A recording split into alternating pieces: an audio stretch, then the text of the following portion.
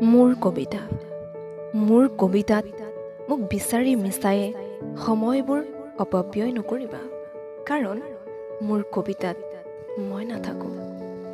থাকে মাথো কিছু প্ৰশ্ন আৰু তাৰ সমাধান, মোৰ বাবে, তোমাৰ বাবে আৰু সকলোৰে কল্যাণৰ বাবে থাকে তাত বিধান।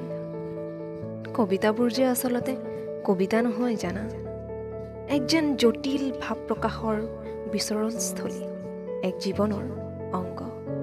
কাৰোবাৰ বাবে ই হ'ব পাৰে নিসংগতাৰ আমৰণ সংগ, আন কাৰোবাৰ বাবে ই হ'ব পাৰে হৃদয়ত বাজি ৰোৱা অসংখ্য বিষাদৰ গোপন বেথাবোৰৰ বন্ধন।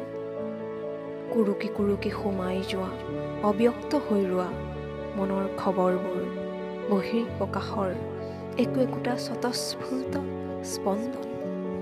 কাৰোবাৰ বাবে ই হ'ব পাৰে ঈশ্বৰ চিন্তাৰ এক সাৰুৱা মাটি, কাৰোবাৰ বাবে ই হ'ব পাৰে মনৰ চুকৰ গোপন প্ৰেম প্ৰীতি, কাৰোবাৰ হৃদয়ৰ স্বদেশ প্ৰেম, কাৰোবাৰ বাবে হ'ব পাৰে এই জীৱনৰ কুটিল জংকপংকৰ সমাধানৰ ভেটি। আকৌ হয়তো আন কাৰোবাৰ বাবে ই হ'ব পাৰে একোটা মিঠা অনুভৱবোৰৰ অপ্ৰকাশিত হৈ ৰোৱা হেঁপাহৰ সাতোৰঙী ৰামধেনুৰ জলুঙাখনি।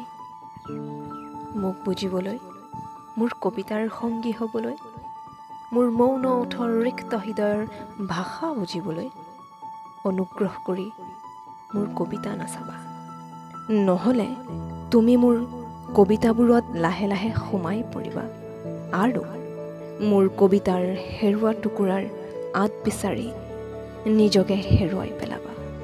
ধন্যবাদ।